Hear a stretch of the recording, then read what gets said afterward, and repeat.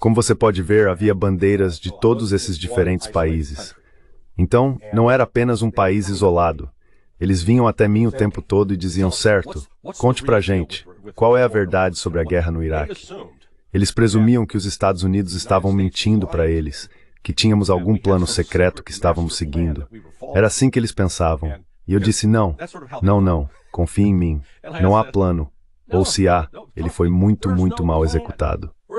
Acho que sempre houve essa tendência, especialmente na Rússia, na China e no Irã, de superestimar a capacidade dos Estados Unidos e de pensar que estamos trabalhando de forma muito metódica em algum plano secreto, quando na realidade somos apenas malévolos, somos maliciosos e não temos os melhores interesses da Rússia, da China ou do Irã em mente.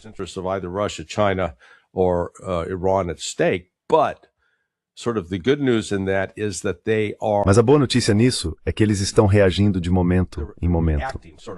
O que aconteceu nos últimos 44 meses, desde o início da operação militar especial, é uma percepção crescente, especialmente na Rússia e na China, de que os Estados Unidos não são tão formidáveis quanto pensavam.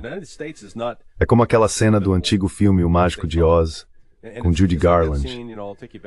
No final, quando o cachorro Toto corre até o stand e puxa a cortina, não prestem atenção naquele homem atrás da tela. Eles estavam mostrando esse grande e poderoso Oz.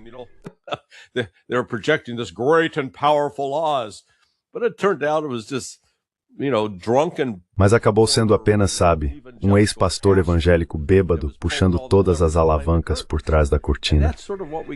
E é mais ou menos isso que temos agora. Então, com a Rússia e a China descobrindo, ei, podemos enfrentar os Estados Unidos, e especialmente se cooperarmos, ficamos em melhor situação do que antes. Antes, eles nos mantinham como reféns, eles nos ameaçavam, eles nos intimidavam. E é o mesmo com o Irã. Os Estados Unidos declararam o Irã e o príncipe de terror do mundo. No AS, e por trás em Udas, na altura, peças. Esse seria os Estados Unidos daí. Well, that would be the United States, by far. In fact, Iran, to my knowledge, has not assassinated. Na verdade, até onde sei, o Irã não assassinou uma única pessoa nos Estados Unidos, nem em qualquer outro lugar. Essa tem sido a técnica do Ocidente. Então ocorre essa projeção em que atribuímos ao Irã, à China e à Rússia exatamente as coisas que nós mesmos fazemos. E agora isso está sendo exposto. Há uma certa desordem inerente à política externa dos Estados, em que, por exemplo, vemos Rubio dizendo o que diz, mas quando chega a hora de agir de fato, eles esbarram no que chamo de limites do poder. Temos visto, especialmente nos últimos 18 meses, uma aceleração no desenvolvimento da infraestrutura dos BRICS, que está criando não apenas um novo modelo econômico para o mundo, mas também um novo modelo político.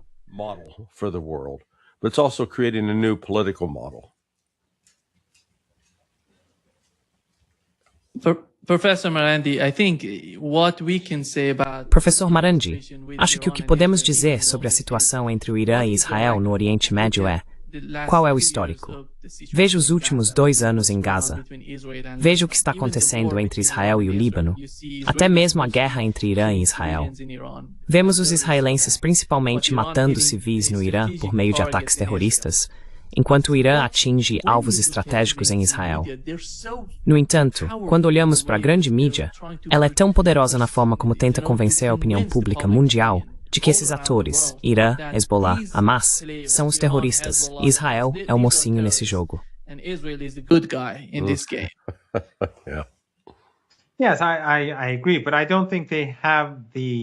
Sim, eu concordo. Mas não acho que eles tenham o mesmo nível de sucesso que tinham antes. Lembro que durante a Guerra de 12 Dias, alguém me enviou um link para uma música, e o número de pessoas que tinham assistido e curtido era sobre os ataques do Irã a Tel Aviv e a Israel. Era enorme. O apoio popular ao Irã em todo o sul global foi imenso, enquanto no passado, o Irã sempre era demonizado. Para mim, foi algo novo, porque eu sempre vinha defendendo o Irã ao longo dos anos, dizendo, veja, o Irã não é a sociedade maligna e anormal que dizem que é. Mas, nos últimos anos, especialmente depois da guerra, tem sido exatamente o oposto.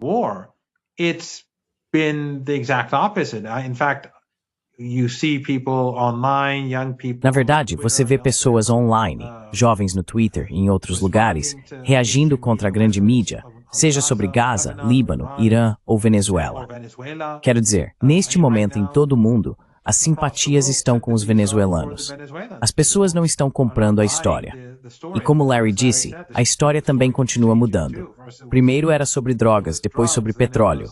Agora é, você sabe, sobre o petróleo, as terras e os ativos dos Estados Unidos que eles supostamente teriam que devolver.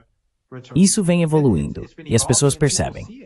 Mesmo que essas empresas de mídia social estejam aplicando shadow ban, como fazem com a minha conta, elas encerraram meu Facebook e meu Instagram há anos. Facebook and Instagram account years ago, but they shadow banned, they shut down accounts. Mas eles aplicam shadow ban, eles encerram contas. Eles impulsionam contas pró-Israel ou pró-guerra quando se trata da Venezuela, do Irã ou do Líbano. Mas mesmo assim, não funciona. E na verdade, acho que a longo prazo, o Larry provavelmente, quer dizer, com certeza, poderia dar uma resposta melhor do que eu. Mas na minha visão, isso está piorando as coisas, porque as pessoas nos Estados Unidos agora estão culpando os israelenses pela falta de liberdade em casa. Em outras palavras, a censura está tendo um impacto, mas o impacto não é exatamente o que eles querem que seja.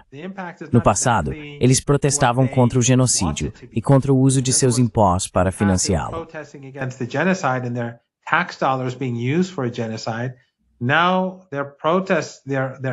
Agora, eles estão irritados porque não podem mais protestar. E não é por causa de algo que esteja acontecendo dentro dos Estados Unidos, ou dentro do Reino Unido, ou dentro da França, mas por causa de algo que está acontecendo em outra parte do mundo. Então acho que a capacidade deles de mobilizar a opinião pública contra o Irã é muito limitada. No sul global, ou na maioria global, isso não está funcionando. No Ocidente, acho que é mais complicado do que antes. Mas acredito que as pessoas estão começando a perceber que os Estados Unidos só impõem sanções a países que são independentes. Eles não sancionam a Turquia. Eles não sancionam a Arábia Saudita.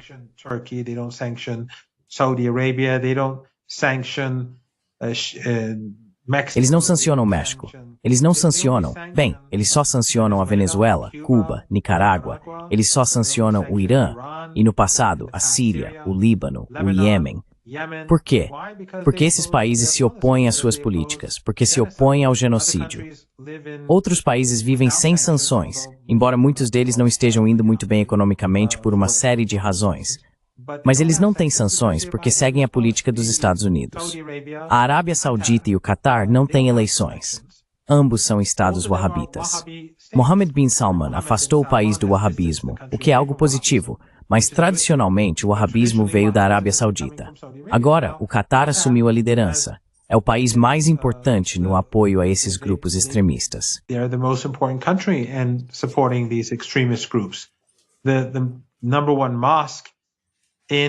A principal mesquita do Catar, em Doha, é a mesquita Muhammad ibn Abdul Wahhab. Portanto, é um país wahhabita.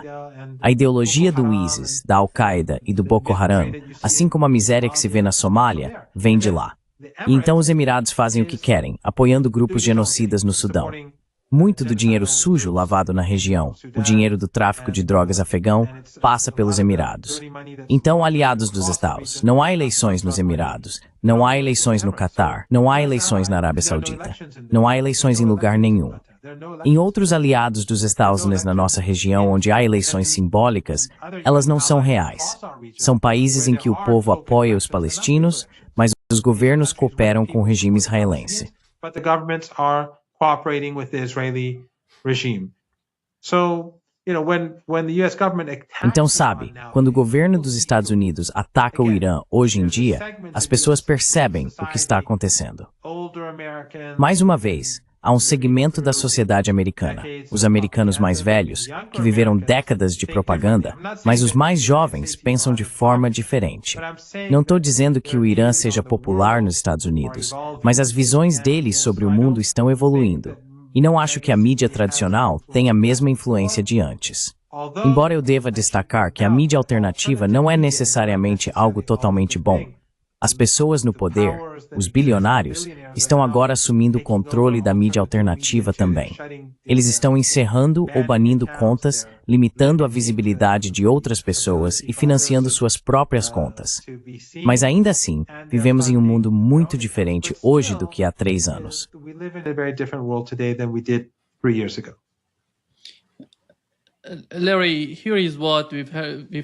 Larry, aqui está o que ouvimos, o que aprendemos com a mídia israelense.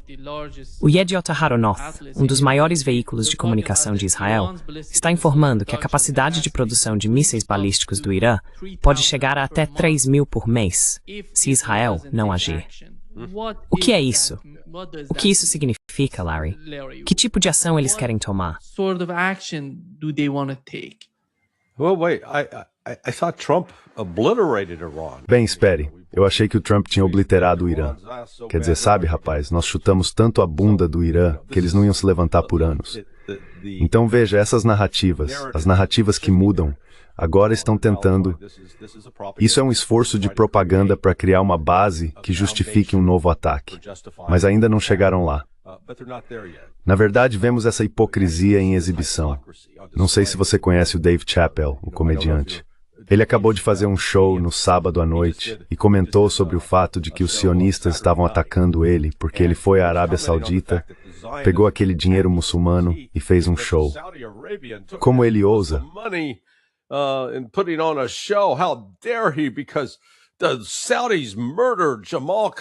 Porque os sauditas assassinaram Jamal Khashoggi. E então Chappelle, ele realmente tem um dom para isso, disse, sabe, eu não ouvi as mesmas reclamações quando Israel matou 240 jornalistas. Ele disse, acho que esse aqui era de alguma forma mais importante. Ele estava apontando imediatamente a hipocrisia por parte do Ocidente. E há uma divisão real que se desenvolveu nos círculos conservadores aqui nos Estados Unidos. Se você viu, a organização de Charlie Kirk promoveu esse festival americano chamado Unfest, e no momento Ben Shapiro, esse cara, um cretino sionista, estava lá detonando Candace Owens, detonando Tucker Carlson. Tucker Carlson, who, congratulations to Tucker Carlson, he was named anti-Semite of the... Parabéns ao Tucker Carlson, ele foi nomeado antissemita do ano. Sabe, o fato de esses sionistas enlouquecidos acharem que ao atacar o Tucker Carlson desse jeito, vão conseguir apoio para destruí-lo, está tendo o efeito contrário. Na verdade, isso está fortalecendo o Tucker e tornando mais influente, não menos. Mas o Shapiro aparece e ataca o Tucker, a Candace e a Megyn Kelly. E a Megyn é meio que, bem, vou chamá-la de uma sionista de fronteira. Sabe, eu amo Israel, mas... Poxa, ela ficou ofendida. Ela disse, achei que éramos amigos, agora não somos mais, acabou. Então há uma divisão real, e isso não vai desaparecer. So it's a real divide, and that's not going away. And the fact that E o fato é que o grupo sionista de Tel Aviv, tanto o elemento judaico quanto o elemento cristão, está alarmado porque percebe que toda a narrativa de Davi contra Golias está se desfazendo. E repare que Hollywood lançou um novo filme animado sobre Davy. Você sabe, Davy é aquele garoto loiro, de olhos azuis, tão gentil, e ele mata aquele terrível gigante árabe. É só mais propaganda. E um número crescente de americanos não está mais acreditando nisso. Isso criou um problema real tanto para o governo Trump, quanto mais importante para o governo Netanyahu. Porque eles estão desesperadamente tentando comprar influência, colocando influenciadores por aí a $7.000 cada. Put influencers out there at $7,000 a pop. And we've learned now. E agora descobrimos o quão profundamente o governo dos Estados Unidos está infiltrado, especialmente o FBI. Não sei se você viu um vídeo que estava circulando com Dan Bongino e o vice-diretor, sabe, o número 2 do FBI. E então uma podcaster, não sei quem era, perguntou, qual é a causa mais próxima do seu coração? Israel. E foi tipo, meu Deus, por favor, chega. Entre Kash Patel e Dan Bongino, toda essa mentalidade de Israel em primeiro lugar, que foi impressa na administração Trump, está enfrentando alguns problemas. Porque uma maioria crescente de americanos, especialmente os com menos de 35 anos, não está comprando essa ideia.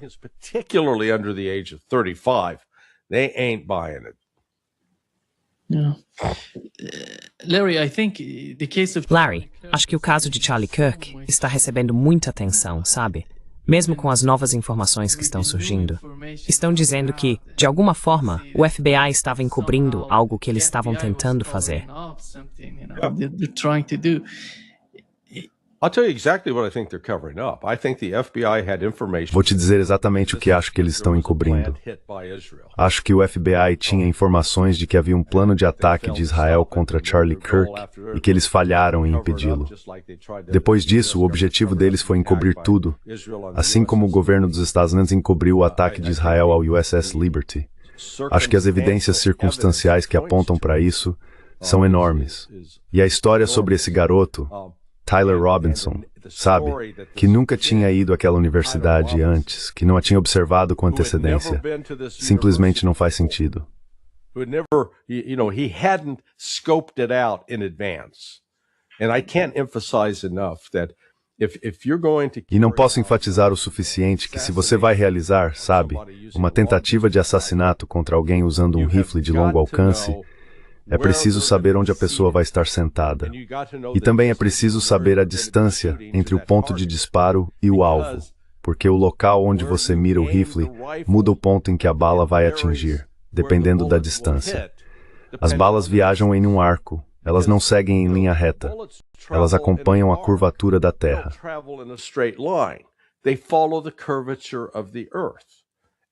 Especialmente se você estiver em uma altura diferente. Sim, no topo de um prédio.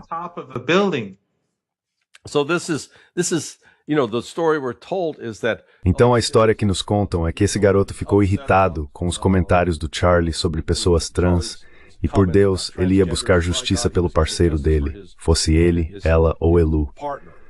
Supostamente, ele pegou o rifle do avô, juntou algumas munições extras e foi para o campus procurar um lugar de onde pudesse atirar.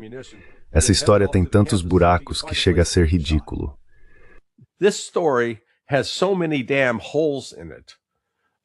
Um tiro que deveria ter explodido a cabeça dele. Sim. Quero dizer, se fosse o cartucho, o 30-06 que eles afirmaram, essa é uma bala devastadora. Teria atravessado completamente o pescoço, cortando, sabe, pelo menos metade da cabeça, se não a separando totalmente. Isso não aconteceu.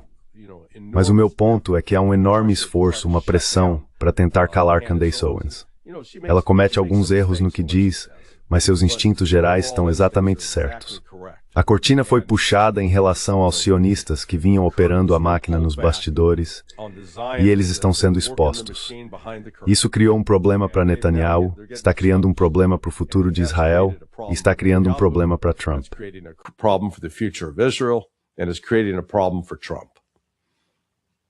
Ramirez Bemp, e tem o caso Epstein do Coruscant. Oh, who? Ah, quem é? Nada para ver aqui. Deixa-me te mostrar. Na verdade, eu tenho um dos documentos que foi divulgado. Parece autêntico.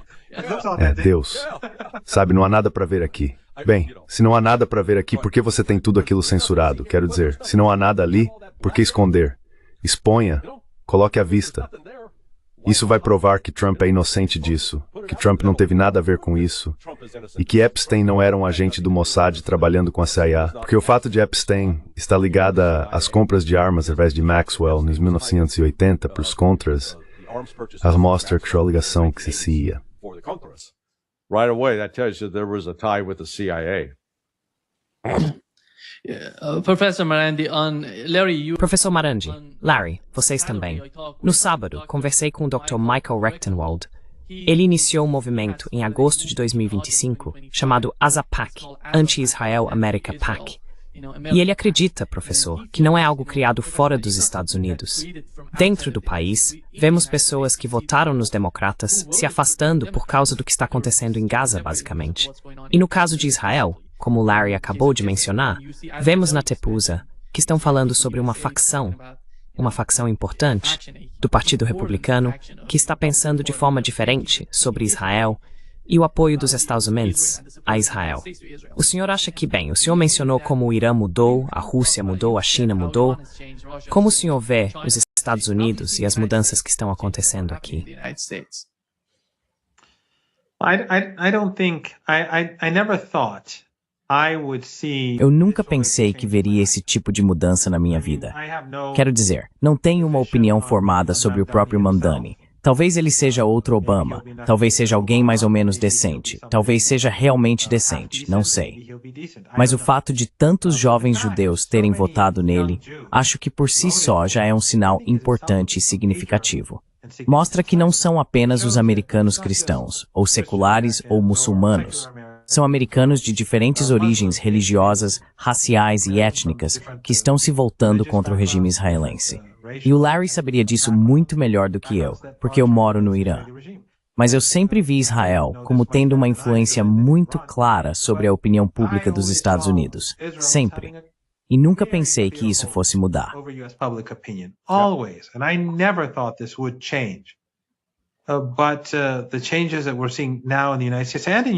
Mas as mudanças que estamos vendo agora nos Estados Unidos e na Europa, em toda a Europa, mas especialmente nos Estados Unidos, são particularmente importantes porque é de longe o país mais poderoso do Ocidente. Vemos um enorme despertar entre os jovens, e muitos dos principais ativistas têm sido judeus. Muitos dos programas como o seu, que são muito críticos ao regime israelense, são dirigidos por jovens judeus ou contam com participação judaica. Por exemplo, o Electronic Intifada tem judeus trabalhando lá. Há o The Grey Zone, Max Blumenthal e Aaron Maté, a Katie Halper e uma série de judeus americanos se manifestando contra esse regime. As vozes deles agora têm muito mais peso do que há 3 ou 4 anos.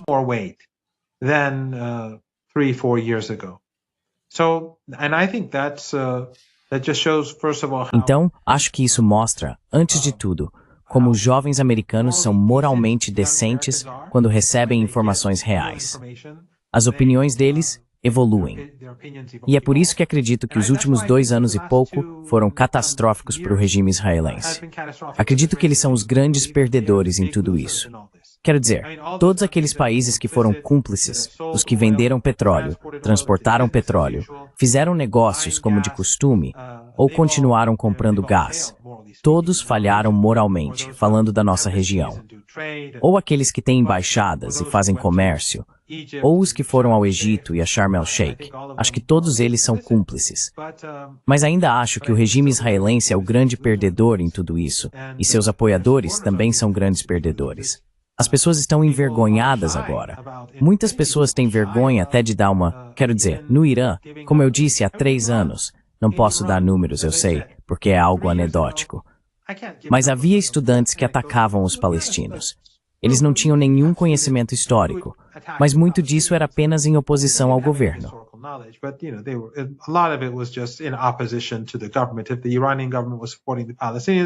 Se o governo iraniano estava apoiando os palestinos, eles pensavam o contrário. Mas depois do que vimos nos últimos 2 anos, seus números diminuíram drasticamente. Portanto, esta é uma grande perda para Netanyahu, é uma grande perda para o sionismo, é uma grande perda para o AIPAC e todos esses grupos. E o simples fato de que você vê Tucker Carlson, como Larry estava dizendo, tornando-se a pessoa mais importante na mídia dos Estados Unidos, e agora Candace Owens, que tem um público ainda maior que o dele, apesar de às vezes dizer coisas que não parecem muito credíveis, mostra que, no geral, o argumento dela é bastante direto.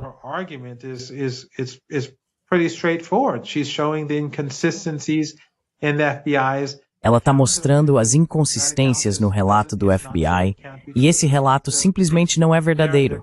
Não pode ser verdadeiro. As alegações deles não fazem sentido. Então ela está se tornando mais importante.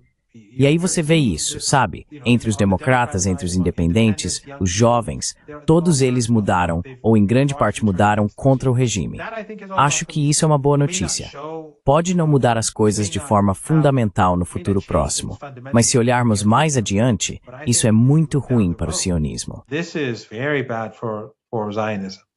Yeah. Sim, Larry, antes de encerrarmos, qual é a sua compreensão? O professor Marandi acabou de descrever como ele se sente, como ele vê a situação nos Estados Unidos.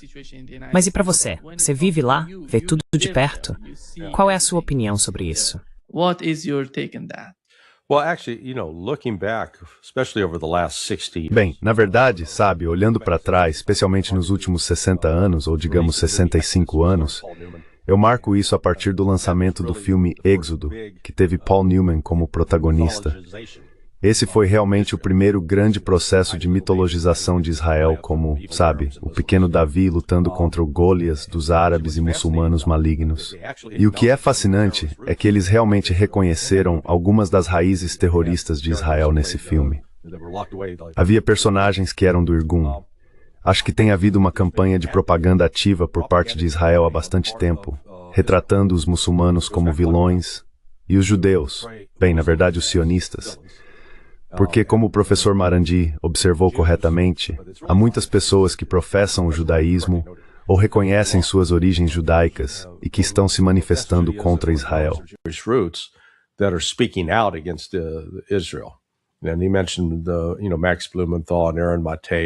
E ele mencionou Max Blumenthal, Aaron Maté e Jeffrey Sachs. Mas quando você observa o que a religião islâmica diz, não importa se é sunita ou xiita, o que ela diz sobre Jesus, o que ela diz sobre sua mãe Maria, é respeitoso. Reconhece Jesus como profeta e exalta sua mãe Maria. Acho que ela é mencionada de uma forma que nenhuma outra mulher na história islâmica é mencionada. E enquanto isso, quando você chega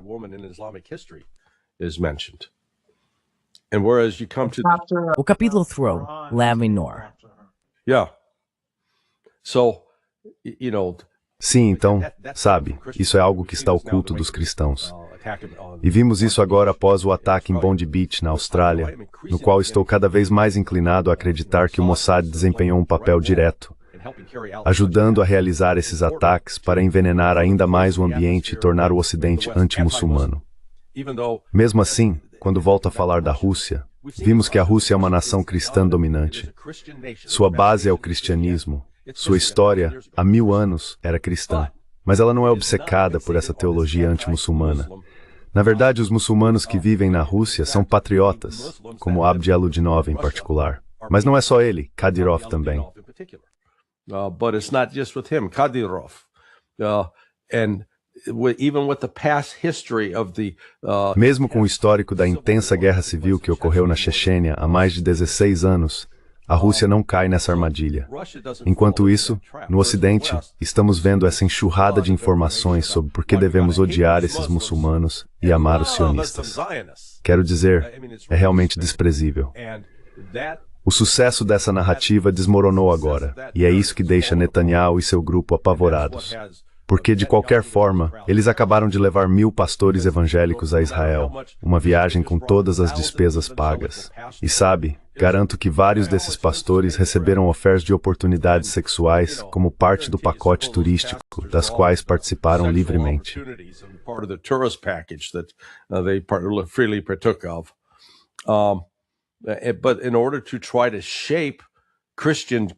Mas para tentar moldar as congregações cristãs a odiarem o Irã, odiarem os muçulmanos em geral e amarem Israel.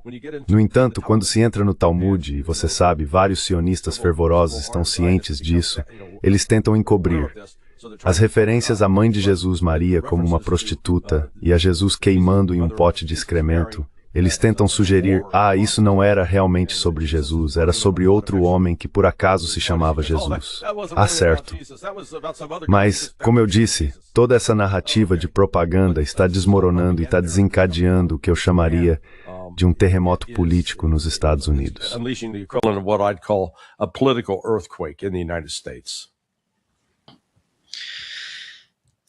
Muito obrigado, professor Marandi e Larry, por estarem conosco hoje. Foi um grande prazer. Quero agradecer ao professor por sua escolha de estilo atenciosa. Sim, como Larry disse no começo do programa, este foi um presente pessoal dele para mim em Moscou, e eu estava esperando uma oportunidade para usá-lo. Então, graças ao Nima, nós três estamos usando camisas parecidas hoje. Também gostaria de parabenizar a todos pelo Natal. Claro que no Irã, o Natal é celebrado em 6 de janeiro, porque a maioria dos cristãos iranianos é armênia. e os ortodoxos, se não me engano, celebram em 7 de janeiro.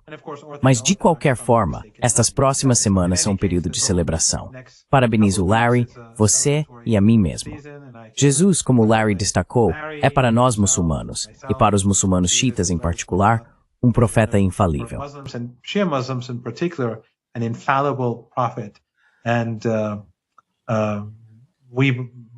E nós acreditamos que no fim dos tempos ele retornará. Então sabe, quando falam sobre valores judaico-cristãos, tudo bem. Ou você pode ter valores judaico-muçulmanos, isso também é válido.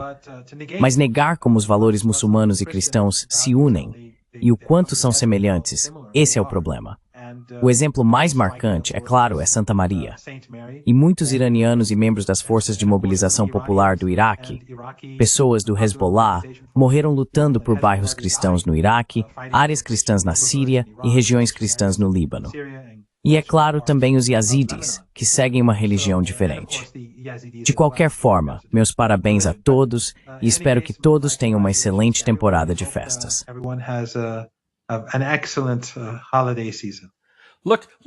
Olhe para ele espalhando propaganda de que o Irã permite cristãos e judeus. Quero dizer, todos nós sabemos pela comunidade de inteligência dos Estados Unidos que eles foram todos eliminados. Bem, Larry, você sabe, isso é imperialismo cultural. Recebi isso de você. O professor Marandi é uma importante voz da razão. E desejo a você boa saúde e sucesso contínuos no novo ano, fazendo o que faz. Você desempenha um papel importante em ajudar a educar o mundo. O Brexit. Muito obrigado. Certo, Ordauer? Obrigado. Certo.